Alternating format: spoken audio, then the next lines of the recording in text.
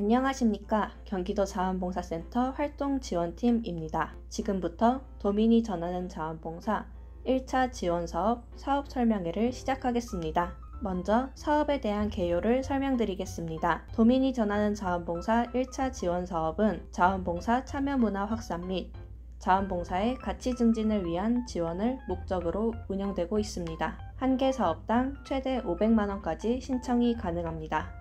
이번 1차 지원 사업은 경기도 등록 비영리 민간단체이거나 경기도 31개 시군 자원봉사센터에 등록되어 있는 봉사단체만 신청이 가능하며 신청 자격 및 공모 분야는 뒤에서 자세히 설명해 드리겠습니다. 지원사업 심사는 경기도 자원봉사센터 공모사업 선정심사위원회 심의를 통해 선정되며 단체의 적격성, 사업 내용, 예산 편성 등을 종합적으로 고려하여 심의가 진행됩니다. 특히 사업 내용 중 어떻게 기획하고 실행하는지, 사업이 어떤 결과를 내고 어떻게 확산시킬 것인지, 자원봉사자들이 어떻게 참여하고 협력을 받는지, 사업이 현장에 어떠한 변화와 영향력을 끼치는지를 심의하니 내용 작성에 참고하시면 좋겠습니다. 도민이 전하는 자원봉사 지원 사업은 중복 신청이 불가능하며 단체 이름이 다르더라도 대표자가 동일 인물인 경우 같은 단체로 간주되니 유의하시기 바랍니다. 또한 자부담은 필수이며 보조금의 2%를 편성하셔야 됩니다. 예를 들어 500만원을 신청하실 경우 자부담은 2%인 10만원이 됩니다. 그 외에도 도민이 전하는 자원봉사 지원 사업에 3년 이상 선정되어 교부금을 받은 단체, 지원 자격이 확인되지 않는 단체, 전년도 지원사업 최종평가 결과가 미흡이거나 부적격인 단체, 특정 정당 또는 선출직 후보를 지지하는 단체, 중앙부처, 도, 시, 군구, 경기도 산하기관, 시군 자원봉사센터에서 같거나 비슷한 성격의 사업을 지원받고 있는 혹은 예정인 사업 내용은 신청이 불가능하니 유의해 주시기 바랍니다.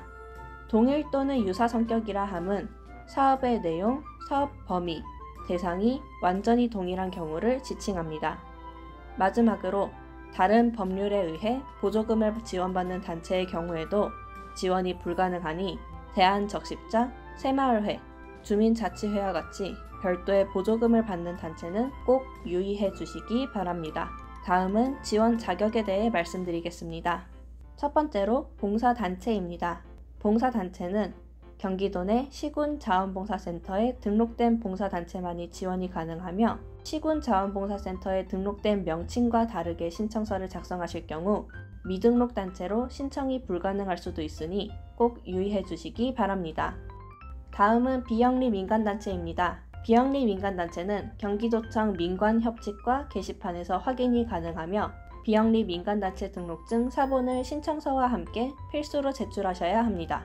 비영리 민간단체란 화면에서 보이는 비영리 민간단체 등록증이 있는 단체를 지칭합니다. 신청서를 작성하실 때 등록증에 있는 명칭과 동일하게 작성해 주시면 되며 발급자가 경기도지사인지 반드시 확인해 주시기 바랍니다. 단체 자격을 확인하실 때 세무서에서 발급되는 고유번호증 또는 비영리 법인은 해당되지 않으니 유의해 주시기 바랍니다.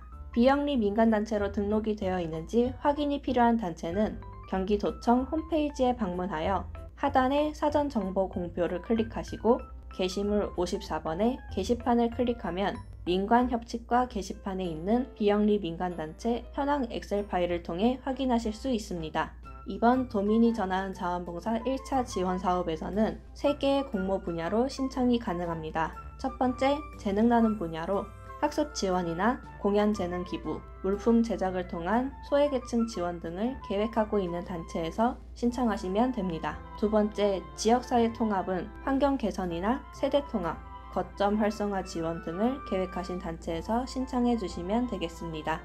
마지막으로 공정사회 구현 분야는 사회적 약자를 배려하는 생명 존중, 교통문화 정착, 안전생활환경 조성 등을 계획하고 있는 단체에서 신청하시면 됩니다. 다음은 제출 서류 안내입니다.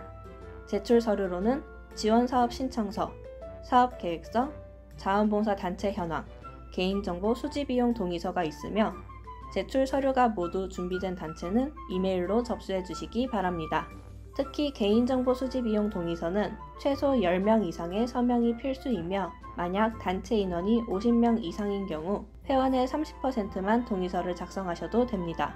단, 공연비 및 강사비와 같이 인건비를 지출하는 단체의 경우 현재 등록되어 있는 모든 단체 회원 100%의 개인정보 동의서 서명을 제출해 주셔야 합니다.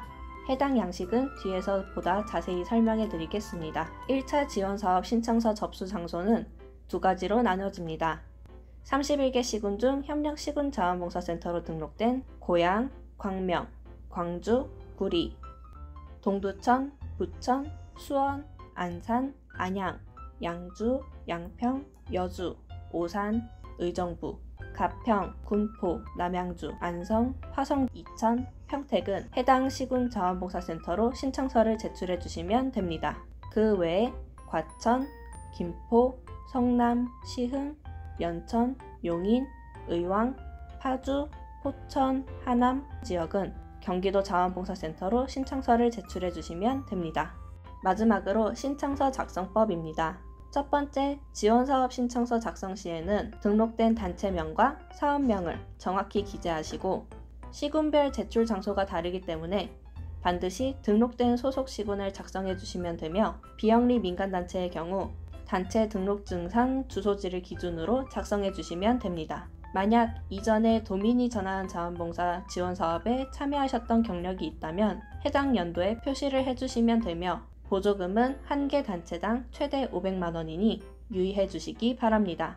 또한 직위는 필수이니 누락되지 않도록 꼭 확인 바랍니다. 두 번째, 사업계획서를 작성하실 때에도 단체명과 사업명이 신청서와 동일한지 확인해 주셔야 하며 최대한 빈칸 없이 자세히 작성해 주셔야 합니다.